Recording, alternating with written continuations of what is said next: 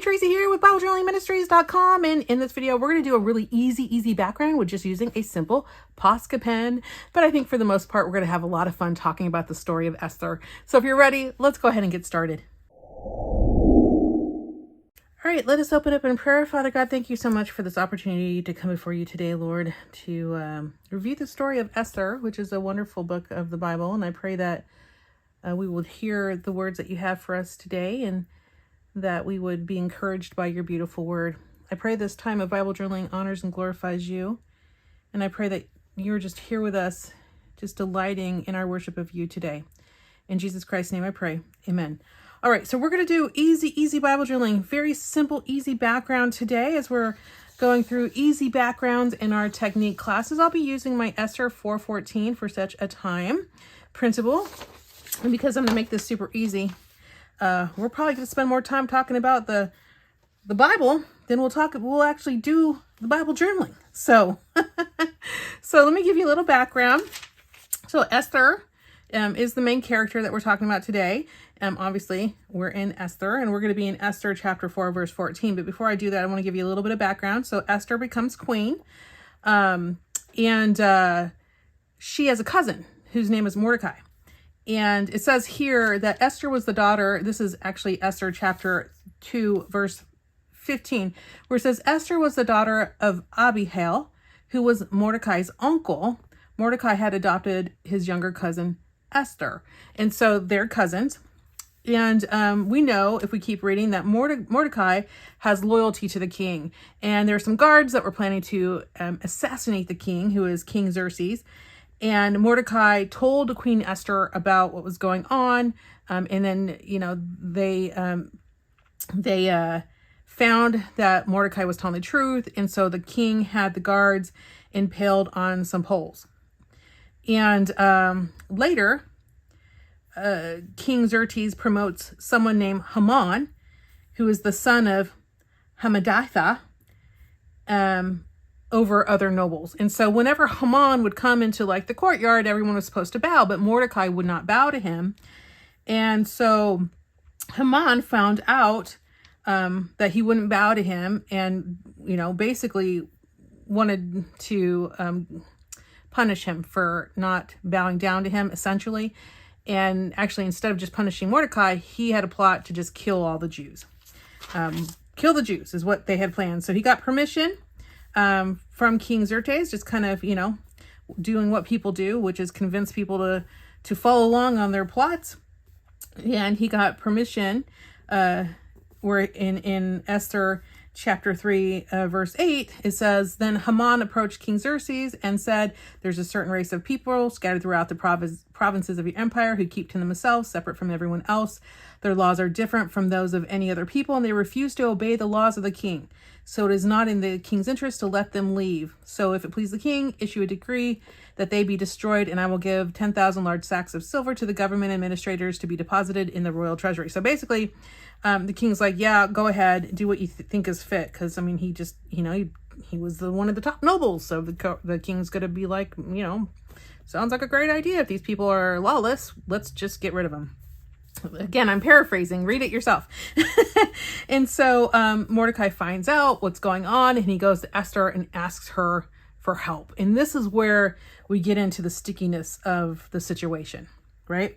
So now we're going to be in Esther chapter 4, and I'm going to start in verse 1, and we'll read through 14 or whatever, and we'll see where we are. So I've brought you up to speed on it. Now I'm going to read Esther chapter 4, verse 1, where it says, When Mordecai learned all about that had been done, he tore his clothes and put on burlap and ashes, and he went out to the city crying with a loud and bitter wail, and he went as far as the gate of the palace, for no one was allowed to enter the palace gate while wearing clothes of mourning. And the news of the king's decree had reached all the provinces, and there was great mourning among the Jews, and they fasted, and they wept, and they wailed, and many people lay in burlap and ashes. And when Queen Esther's maids and eunuchs came out and told her about Mordecai, she was deeply distressed. She sent clothing to him to replace the burlap, but he refused it.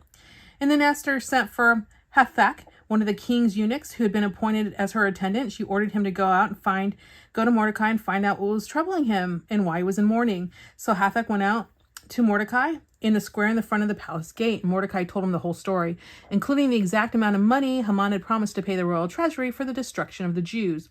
Mordecai had given Hathach a copy of the decree in Susa calling for the death of the Jews, and he asked Hathach to show it to Esther and explain the situation to her. He also asked Hathach to direct her to go to the king and beg for mercy and plead for her people. So Hathach returned to Esther with Mordecai's message, and then Esther told Hathach to go back and relay the message to Mordecai that all the king's officials and even the people of the provinces know that anyone who appears before the king in his inner court without being invited is doomed to die unless the king holds out his gold scepter. And the king has not called for me to come for 30 days, so Hathach give Esther's message to Mordecai. So basically, Esther's like, dude, I can't go see him because if I see him, he's gonna kill me. I have to have an appointment, basically, is what she's saying. So Mordecai sent this reply to Esther. Don't think for a moment that just because you're in the palace, you will escape when all the other Jews are killed. If you keep quiet at a time like this, deliverance and relief for the Jews will arise from some other place, but you and your relatives will die. Who knows if perhaps you are made queen for such a time as this.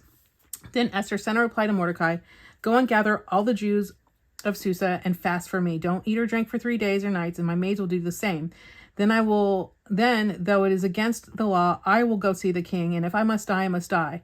So Mordecai went away and did everything as Esther had ordered him. So I'm going to let you read the rest of this. It's a great story. Please read it. It's awesome. So we're going to focus today on chapter 4, verse 14. Specifically, the section says, if you keep quiet at a time like this, deliverance and relief for the Jews will arrive from some other place, but you and your relatives will die.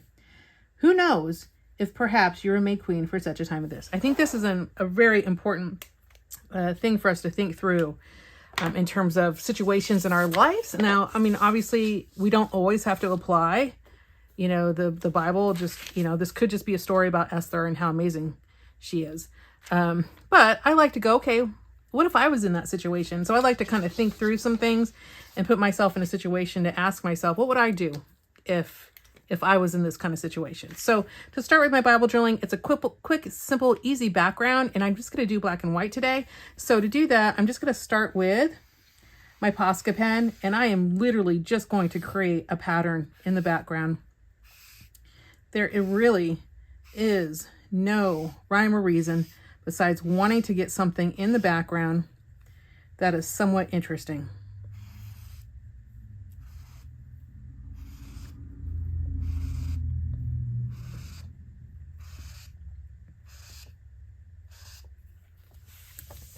Okay, super simple, easy background. It's going to be totally great to continue to use this in this Bible drilling time.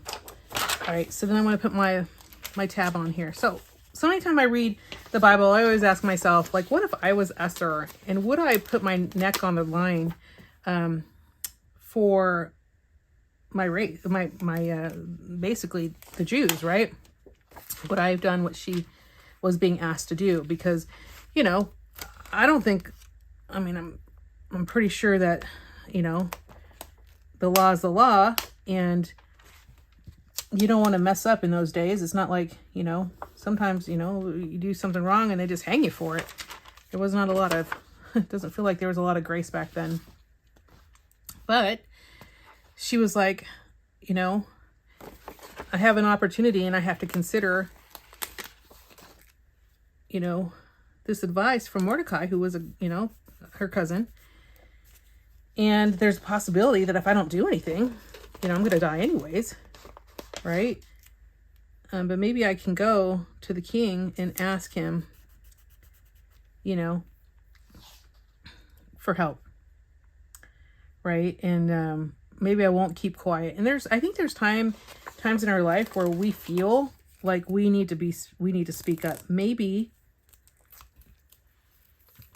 there's a time in our lives where someone has said something and you just been like, well, it's easier to keep my mouth shut. Well, certainly we can learn from Esther. She thought the same thing. Like, I don't really want to do that because I might die. Right? That's what she basically said. And Mordecai is like, well, maybe this is why you're in this position. Maybe you're the queen because you're supposed to help. And, if you don't help, here's what could happen. So choose. And so she did. She made a choice. I'll let you read the rest of the story. It's really good. I encourage you to do so. It's a good ending. I hope you know that's a good ending. And there are times in our lives where we're going to have situations where we're going to have to make choices and say things or stand up for things that not everyone is favorable of. In fact, I literally just got off the phone counseling someone. I just got a phone call. There's a family relationship issue going on, and I got a phone call. And I don't like to be in the middle of this stuff because it really isn't my business. But then, someone's calling me to bring me into their business, and just wanting to know, there is a fine line, by the way, between gossip and listening. So as long as it's not gossip, then, usually if it's gossip, I'm like, no, I'm not really the right person for this. But the person who was calling me is a young person and needing some advice. And really, it was a miscommunication.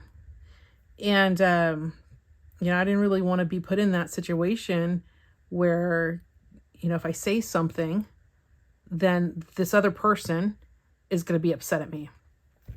And, but I also didn't want this young person to, potentially, commit suicide or potentially, leave the relationship that was having a problem.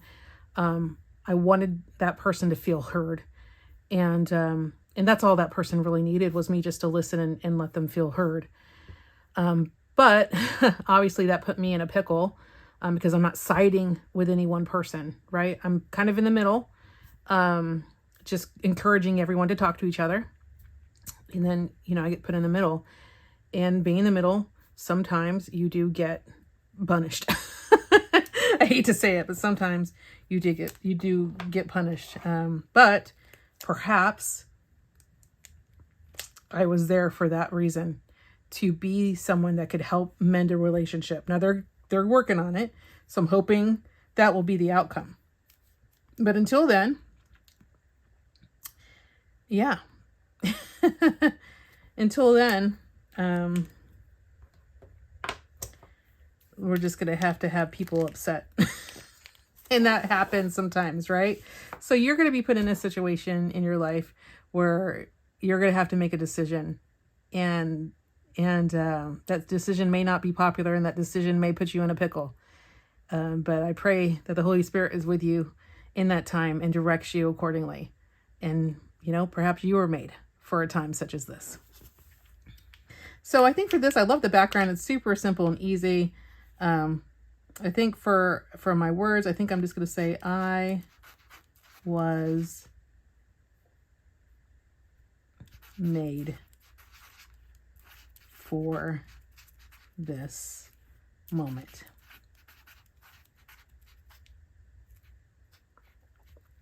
For my Bible journaling time. And other than that, again, super easy background. You guys can do Bible journaling. I love just talking about this story, and I would encourage you to please read the whole thing. You're going to love the ending. So go ahead and do that. If you like this, give it a thumbs up.